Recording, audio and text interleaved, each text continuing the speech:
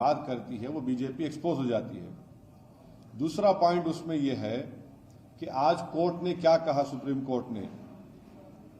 Court ने कहा the state of Gujarat acted in complicit with convicts, यानी स्टेट ऑफ गुजरात खुद इन रेपिस के साथ कॉम्प्लिसिट थी।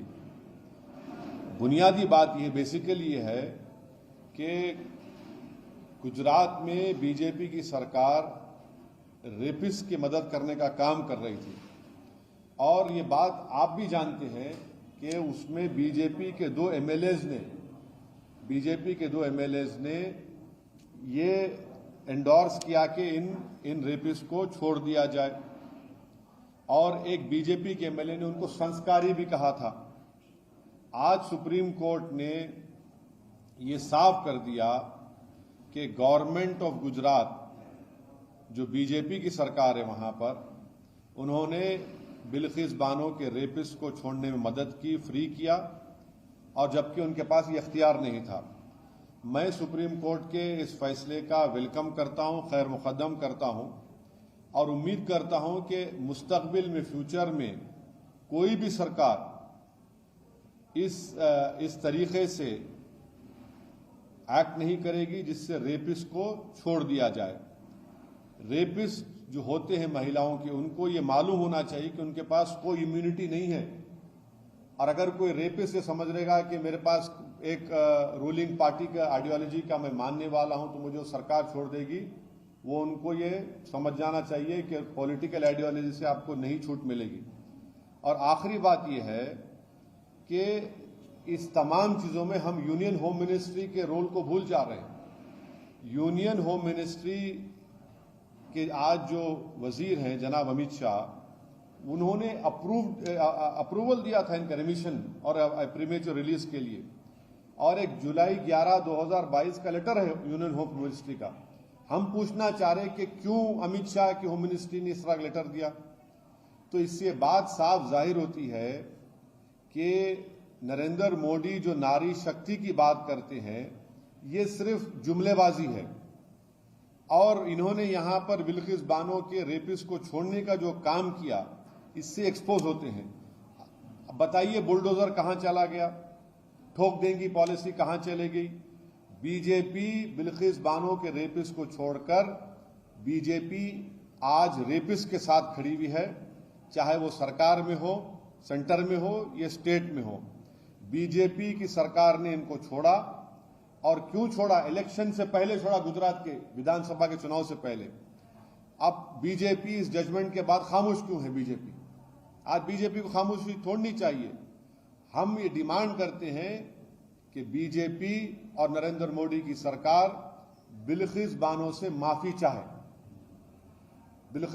माफी चाहे, क्योंकि सुप्रीम कोर्ट ने ये कह दिया है कि आप, माने सुप्रीम कोर्ट के वर्ड्स क्या हैं, the state of Gujarat acted in complicit with the convicts.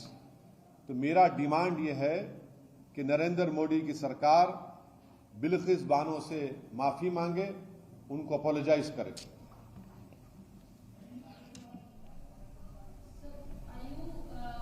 Do you want me to say this in English or you want to add? No, you can ask a question. Are you demanding that the Modi government and Prime Minister Narendra Modi, Amit Shah, apologize to Bilkis Bano? Yes, because it is the BJP. This incident happened when Mr. Narendra Modi was the Chief Minister of Gujarat, and the environment was so communally poisonous that this whole trial for Bilkis Bano to get justice, the trial was shifted to Maharashtra. And what we know is that now, after today's Supreme Court order, when the Honorable Supreme Court said that the state of Gujarat acted in complicity with the convicts, the environment was very bad in Gujarat at that time. And please see that it was the two BJP MLAs who endorsed the release of these rapists. And one of the BJP MLA called this rapist as Sanskari.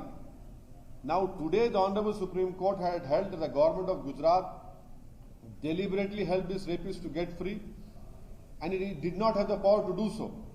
I welcome this judgment, and I hope it acts as a precedent against all the rapists in the future. The rapists should understand that just because they affirm a political ideology which is endemic to the Constitution of India, they will not be set free.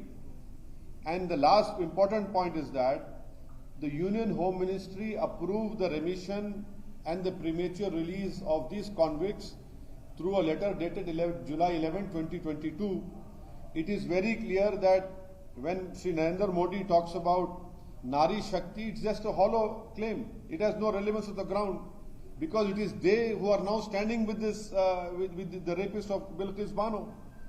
So the BJP government in the state of Gujarat and the BJP government in the center both have helped in releasing these rapists of Bilkis Bano, the killers of our mother and our other 4 women. That is why I demand that the BJP government in Gujarat and the BJP government in center, headed by Shri Narendra Modi, our Prime Minister, they should speak up and apologize to Bilkis Bano.